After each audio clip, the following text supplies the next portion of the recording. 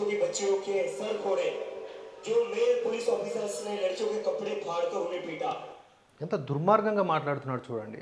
దుండగుడు వీడు. Male police సిబ్బంది, రక్షణ సిబ్బంది అంట అక్కడికి వచ్చిన ఆడపిల్లల బట్టలనంట లాగారంట. ఎలాంటి ఆరోపణలు చేస్తున్నాడు? కనుక ఈ అభిజిత్ డిపికే గాడిని మోస్ట్ ఆఫ్ ది ఛాన్సెస్లో భాగంగా అరెస్ట్ చేసే అవకాశం ఉంది. ఆ అరెస్టును ఊహించే ఏం మాట్లాడుతున్నాడంటే, నన్ను అరెస్ట్ చేసే ప్రయత్నం చేయకండి, చేస్తే ఇంకా పెద్ద రచ్చ అవుద్ది అనేలాగా బెదిరింపులు చేస్తూ ఉన్నాడు, బ్లాక్మెయిల్స్ చేస్తూ ఉన్నాడు. సో దాంతోపాటుగా ఏం మాట్లాడుతున్నాడు?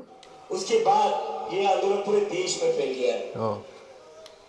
तो तीसरी गलती मत करिए हमें अरेस्ट करके, वरना ये आंदोलन और ज्यादा बड़ा होगा। होगा या नहीं होगा? आंदोलन बड़ा होगा या नहीं होगा?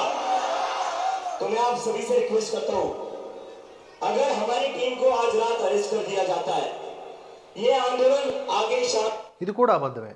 ఇప్పుడు వీడిని కానీ వీడి బ్యాచ్ని కానీ అరెస్ట్ చేయాలి అని ప్రభుత్వానికి ఉంటే వీళ్ళతో చర్చలు ఎందుకు జరుపుతారు? ఆటోమేటిక్గా ఇప్పుడు చర్చలు నడుస్తున్నాయిగా. కొన్ని గంటల క్రితమే అశుతోషుని ఇతర వ్యక్తులందరూ సీజేపీకి సంబంధించిన వాళ్ళు వెళ్ళి మాట్లాడారుగా నడ్డా గారితో. రేపు పునః ఇంకొక మీటింగ్ ఉందిగా. వాళ్ళు చెబుతున్నటువంటి ఏవైతే డిమాండ్స్ ఉన్నాయో వాటిని పరిశీలనలోకి తీసుకుంటామని హామీ ఇచ్చారుగా. ఇప్పుడు అరెస్ట్ చేసే ఉద్దేశం ఉంటే ఏం అవ్వాలనుకుంటున్నాడు, ఏం చేద్దాం అనుకుంటున్నాడు? సరైన గైడెన్స్ ఇవ్వట్లేదు ఆ ద్రోరాతి వీడికి. నాకు అర్థం కావట్లేదు. ఇలాంటి వాళ్ళకి రెస్పెక్ట్ ఇవ్వడం కూడా వేస్ట్ అనే ఉద్దేశంతోనే ఇట్లా మాట్లాడుతూ ఉన్నా.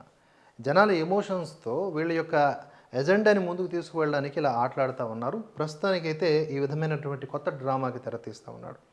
ఢిల్లీ పోలీసుల మీద ఆరోపణలు చేస్తూ ఉన్నాడు. కేంద్ర ప్రభుత్వాన్ని అనవసరంగా బెదిరిస్తూ ఉన్నాడు. ఇప్పుడు నీకు కావాల్సింది ఏంటి? విద్యార్థులకు సంబంధించినటువంటి రక్షణ. పేపర్ లీకేజీని ఆపాలి. ఆ వ్యవస్థలకి ఫాస్ట్ ట్రాక్ కోర్టులు, కొత్త బిల్లు, ఆ బిల్లులో కొత్త కొత్త రూల్సు, ఎవడైతే లీకులు చేస్తాడో వాడికి 10 కోట్ల జరిమానా, 10 ఏళ్ల జైలు, వెంటనే విచారించడానికి చెప్పానుగా ఫాస్ట్ ట్రాక్ కోర్టులు.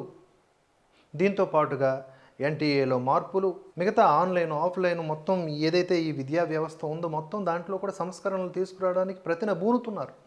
అయినా కూడా వీళ్ళు ఇలా వాగుతూ ఏదో కొత్త కొత్త రాగాలు తీస్తూ ఉన్నారు. కేంద్ర ప్రభుత్వం చూస్తుంది లోపలేసేస్తుంది. మరి అదే కోరుకుంటున్నాడు కాబట్టి చెప్పాను ఇంతకుముందు చాలా వీడియోలో, ఉమర్ ఖలీద్ పక్కనే ఒక సెల్ ఉంటుంది. ఆ సెల్ పక్కన పెట్టేస్తే ఆటోమేటిక్గా అక్కడ పిజ్జాలు బర్గర్లు ఉండవని మహానుభావుడికి తెలియదేమో. వాటికి అలవాటు పడినవాడు జైల్లో కూడా అవే ఉంటాయేమో. ఒకవేళ అరెస్ట్ చేసినా కూడా పర్వాలేదు అనుకుంటున్నాడేమో.